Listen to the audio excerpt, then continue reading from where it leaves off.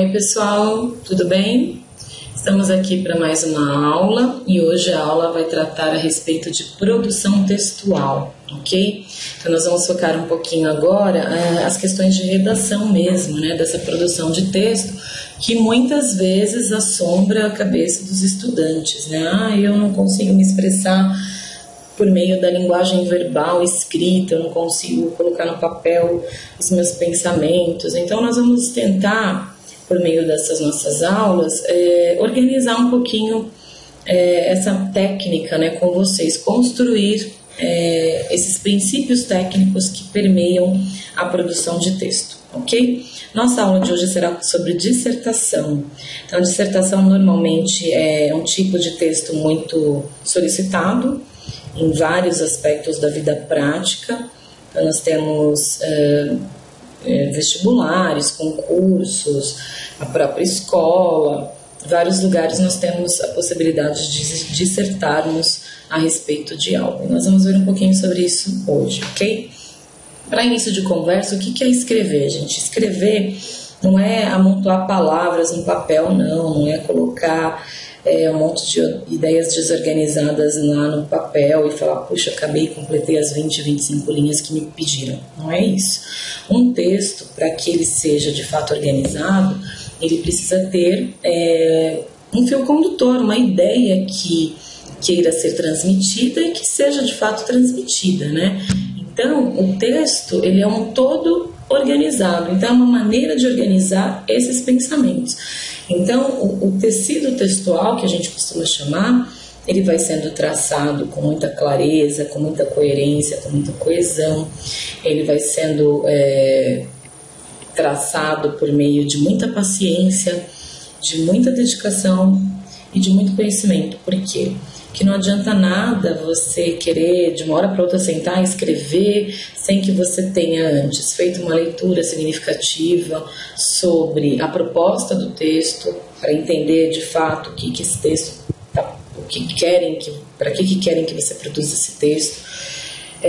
Não dá para você sentar e escrever de uma hora para outra sobre um assunto que você não tenha nenhuma leitura prévia, nenhuma vivência prévia sobre ele, fica complicado. Né? Imagina você tendo que escrever agora sobre a vida na Coreia do Norte. Você tem alguma vivência lá? Você consegue dissertar com tranquilidade sobre aquele país? Já leu muito sobre ele? Acompanhou lá nas aulas de História e Geografia as questões da Coreia do Norte? Se sim, ok. Se não, não dá. Não dá para escrever dessa forma. Então, escrever é um ato que engloba todo um processo de apropriação da técnica de escrever e apropriação do conhecimento para embasar essa escrita, ok? Então, é técnica, é treino, é conhecimento prévio sobre o assunto, tá bom? Então, já que é um ato processual, é necessário planejarmos esse ato processual. Ele é feito de várias etapas e eu tenho certeza que se você seguir essas etapas que a gente recomenda por aqui, que na verdade não são ideias minhas, são ideias que foram estudadas por vários linguistas e intelectuais da área das letras, né? E que trouxeram para nós essa herança cultural, essa herança do conhecimento sobre como ensinar produção textual que nós temos hoje, tá bom? Vamos lá? Para começo de conversa, nós temos aí que entender basicamente quais são os tipos de texto que nós temos, os mais básicos, os mais genéricos. Nós temos aí tipos de textos: narração, descrição e dissertação. A narração, como o próprio nome sugere, vai narrar um fato, pode ser um fato real ou fictício. Fato real, notícia. Fato fictício, um conto de fadas. São exemplos aí dentro desse universo da narrativa. A descrição, ela vai ter por intenção descrever, né, por meio de palavras, um objeto, um ambiente, uma pessoa, uma situação, enfim, ela vai nos dar um retrato verbal daquilo que a gente pretende passar para o nosso leitor, para o nosso interlocutor ali. E é uma escrita também que precisa ser planejada e nós vamos estudar daqui a algumas aulas esse tipo de texto. E, por fim, a dissertação. Dissertação, o que é? é exercer a sua consciência crítica, questionamento, posicionamento, defesa de ideias sobre um determinado assunto, um assunto que geralmente causa essa polêmica, que cause essa contradição e essa inquietação, para que você tenha o que argumentar, tá? E não adianta nada você defender uma ideia, falar eu defendo que eu sou a favor da pena de morte, beleza? E por quê? Tem que ter argumentos bons que me convençam de que a pena de morte realmente vale a pena, ok? Esse basicamente é o panorama da nossa classificação de tipologia textual. É claro que é importante ressaltar que muitas vezes os textos, de uma maneira geral, misturam, né, esses tipos de texto. Então, nós podemos ter, por exemplo, no romance, né, momentos de narração, que é o que vai prevalecer no romance, e momentos de descrição. Então, não dá para dizer assim, esse texto é puramente narrativo, não. Sempre vai ter uns trechos ali descritivos, etc. Na hora que você for descrever alguma coisa, às vezes vai ter um tomzinho de narração, às vezes vai ter um tomzinho de crítica, que vai pender um pouquinho para a dissertação. E assim vai.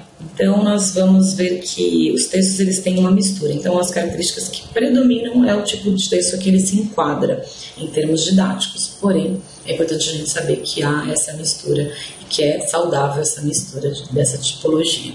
É claro, se for solicitado para você que escreva uma dissertação, você não vai meter lá uma narração, né? Não dá. Para começar, era uma vez um país chamado Brasil. Nesse país reinava uma presidente chamada Dilma Rousseff. Não. Se você está diante de um desafio de escrever uma dissertação e é para falar sobre a política brasileira, o Brasil é presidido atualmente pela Vossa Excelência Dilma Rousseff. Infelizmente, né, panorama atual em termos de aceitabilidade e de credibilidade na população em relação a presidente não é dos melhores. E assim você vai construindo os seus argumentos, as suas ideias, ok? Se for uma ideia oposta a essa, tudo bem, vai dissertar sobre isso. É um governo que valoriza as minorias, que está do lado do povo, que promove projetos de igualdade social. Aí você vai para um outro lado, para uma outra ideia, e você vai ter que ter outros argumentos. Dissertar é basicamente isso. Então, é importante estar atento às características de cada um desses tipos de texto para que você não se confunda com as propostas que são dadas para a realização da sua redação, ok? E aí a gente falou em tipos de texto e é importante falarmos sobre quais gêneros esses textos estão aí sustentados, né? Então nós temos o texto dissertativo, é o tipo de texto dissertativo que vai combinar com que gênero? Artigo de opinião, editorial, carta de apresentação. Texto narrativo, quais os gêneros que ele comporta? Conto, novela, crônica, romance, notícia. E outros, viu gente? É só alguns exemplos aí. E o texto descritivo, que vai produzir aí os textos dos gêneros classificados, boletim de ocorrência, receita, bula de remédio, manual, relatórios, etc, etc, etc. Ok? Então, para entender, há uma diferença entre tipos de texto e gênero textual. Os gêneros são as práticas de discursos que a gente molda diariamente, né, para falar a nossa ideia. E o tipo de texto é aquela característica mais ou menos estável de ou descrever, ou narrar, ou dissertar sobre algo. Enfim, a nossa dissertação. Então, nós já vimos que a dissertação, ela basicamente é um texto que vai expor uma opinião sobre um assunto, às vezes de forma mais velada, às vezes de forma menos velada. Então, é uma forma de você questionar um tema, colocar na roda de discussão. Quando se trata de uma dissertação expositiva, o objetivo não é você expor a sua tese e mostrar a tua tese nitidamente para o leitor e fazer com que o leitor seja convencido de que a tua tese é certa. Não é esse o objetivo. O objetivo da dissertação expositiva é apresentar para o leitor um panorama conflituoso de discussão que geralmente vai passar por um momento aí de dualidade. Olha, tem, por exemplo, a problemática do aborto no Brasil. O assunto aborto no Brasil tem sido questionado, tem sido debatido na nossa sociedade e tem espaço para duas diferentes opiniões que se divergem. Opinião A, aqueles que são favoráveis ao aborto e tal, defendendo a liberdade da mulher, defendendo a saúde da mulher, defendendo o princípio da escolha, etc, etc. Número 2, a tese número 2, pessoas que são contra o aborto em qualquer circunstância, por questões religiosas, por questões éticas, morais, etc, etc. Então, aí nós temos dois panoramas, né, duas ideias diferentes sobre o mesmo tema. E esse é o tipo de dissertação expositiva. Então, ao longo do meu texto, eu vou desenvolver as ideias de A e as ideias de B. E eu não vou me posicionar, eu vou deixar para que o leitor tome partido de A ou de B. Eu vou apenas apresentar, expor esse cenário, expor os argumentos de A, expor os argumentos de B de uma maneira equilibrada e vou deixar para que o leitor, tendo tido conhecimento de tudo isso, se posicione da maneira como ele achar mais conveniente. Entretanto, há um texto dissertativo argumentativo, que é um texto bem contundente, que é um texto bem forte e é um texto que vem com tudo para convencer você, leitor, de que a minha opinião é que está certa, a minha opinião é que é válida, você precisa concordar comigo, por isso, por isso, por isso e por isso. Esse é o texto dissertativo argumentativo, tá? Então ele já vem com um objetivo diferente do texto expositivo. É claro que em se tratando de dissertação, nós vamos ter aí algumas características semelhantes. A própria estrutura dos textos ela será semelhante e tal. Nós vamos ter aí, tanto na expositiva quanto na dissertativa argumentativa, nós vamos ter introdução, desenvolvimento e conclusão. Isso é para todos. O que vai mudar realmente é a natureza. Aqui veio o texto, a função dele, o objetivo dele, ok? Em termos de estrutura, então, introdução. Na introdução, você vai apresentar o que você vai falar, gente. Vai apresentar o seu assunto, vai apresentar a sua tese e vai ainda antecipar até os argumentos que você vai usar na medida do possível. Então, é uma maneira de o leitor lendo, né? O leitor tendo contato com a tua introdução, ele vai conseguir já antecipar de alguma forma o que você vai abordar no texto. Então é um momento em que você consegue ali captar o seu leitor ou fazer com que ele te odeie. Por isso que ela deve ser bem redigida, numa linguagem formal, mais acessível. Normalmente, para que a gente passe essa ideia de que a nossa ideia é a ideia também do outro, a gente usa a terceira pessoa. Então, uma coisa é eu falar, eu acredito em Papai Noel. Então, quem ouve falando isso daqui fala assim, puxa, ela acredita em Papai Noel, nossa, nem vai parar para pensar no fato de que ele também poderia ter a possibilidade de acreditar em Papai Noel. Agora, se eu falo assim, a cultura ocidental valoriza muito a figura do Papai Noel. Acredita-se muito nas ações desse bom velhinho, especialmente em relação às crianças do Natal. Então, assim, eu estou me empoderando de um discurso que não é só meu. A impressão que dá é que muita gente acha isso. Então, quando eu trago essa impessoalização que me dá um caráter de universalização para minha produção, eu já compro outro, assim, teoricamente, porque ele vai achar que muita gente está pensando assim, então eu vou parar para refletir e ver se eu concordo com esse povo todo. Entenderam? E aí nós temos depois da introdução o desenvolvimento, que vai fazer a análise crítica de toda a ideia central do texto, que é a tese que você vai defender, que é a ideia, o ponto de vista que você vai defender, por meio de argumentos que vão envolver raciocínio lógico, provas concretas, autoridade, e a gente vai ver já sobre isso. Por fim, nós temos a conclusão, que é a parte final do texto, onde você reafirma a ideia inicial que foi apresentada lá na introdução e, quando possível, elabora uma proposta de intervenção. Ok? Até aqui tudo bem? Estrutura do texto, então, nós vamos ter aí, dentro da introdução, o tema, a tese e argumentos. Dentro do desenvolvimento, os argumentos 1, 2 e 3. E dentro da conclusão, a retomada da ideia central e a proposta de intervenção. Só um esqueminha bem resumidinho da estrutura que eu mostrei anteriormente, para que vocês possam consultar rapidamente quando estiverem produzindo algum texto, falar, puxa, aqui vai ter que ir tal coisa. Dá muito certo esse esquema, recomendo. E vamos então, gente, planejar esse processo de produção de texto, né? O que eu faço geralmente, né? Um rascunho, mas um rascunho, gente, não é aquela forma de rascunho de eu chegar detonando já o papel, vou já, o assunto é política, beleza, vamos escrever, depois eu passo a limpo. Isso não é rascunho. Rascunho, gente, é você separar as ideias principais que você quer trabalhar, os argumentos que você quer colocar ali, e depois você levar isso para o texto, visto que você já tem esse esquema, você já sabe onde vai a sua ideia, já sabe onde vão os argumentos, enfim. Então fica mais fácil. Então, normalmente a gente sugere esse tipo de esquema para planejarmos. Nós sugerimos aí o assunto, suponhamos que a gente tenha aí o assunto política. Tá bom. Quando a gente fala em política, e de repente a gente já se desembesta a escrever sobre política no nosso papel, a gente pode se confundir, a gente pode misturar assuntos e acabar não dizendo nada, porque política está muito amplo, muito genérico. Eu posso falar de políticas internacionais, eu posso falar de políticas nas escolas, eu posso falar de política em termos de eleição.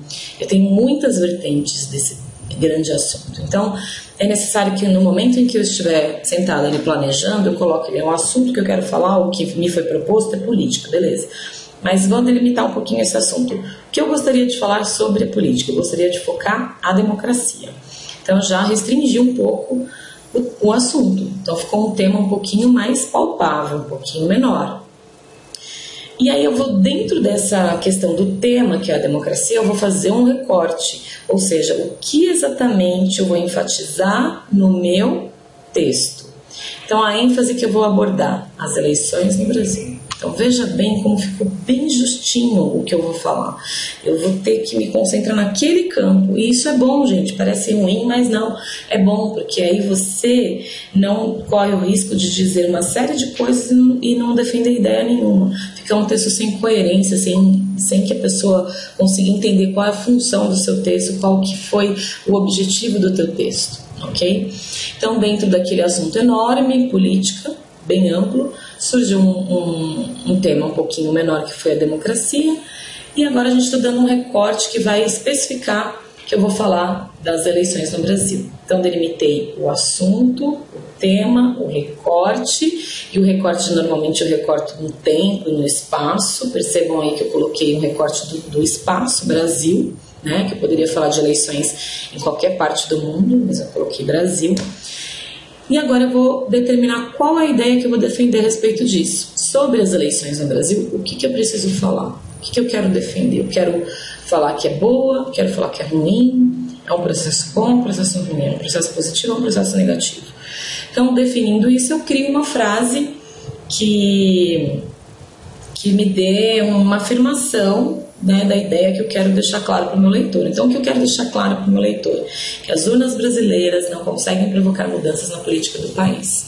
Essa afirmação tem um peso, tem muito peso. Então, se eu estou declarando que as urnas não têm peso nas urnas, que as urnas brasileiras não têm peso nas mudanças da política do país, ou seja, a gente não tem um voto que seja de fato expressivo para mudar as condições do país, eu preciso ter argumentos para falar sobre isso, eu preciso ter argumentos para provar isso.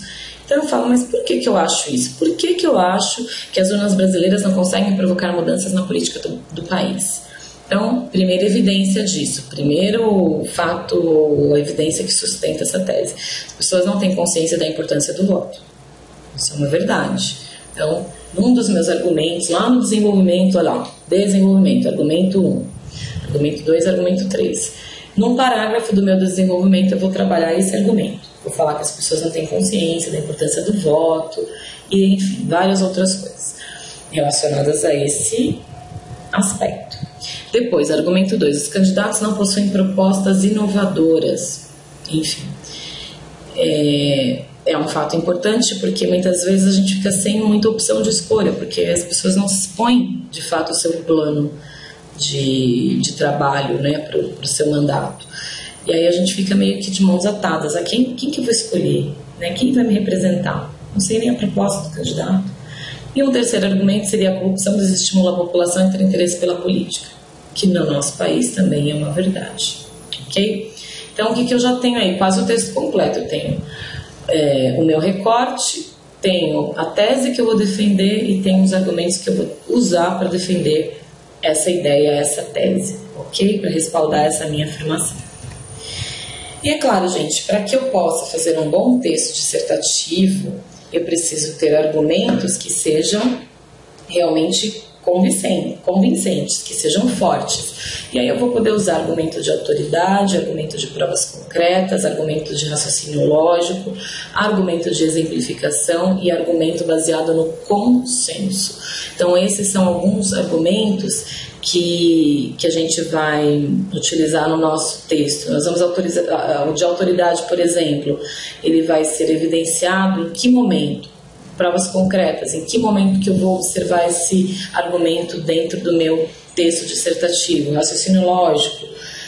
Por que é importante eu variar esses argumentos para dar um corpo para o meu texto, para fazer com que o meu texto dissertativo tenha força, tenha persuasão, tenha convencimento, ok?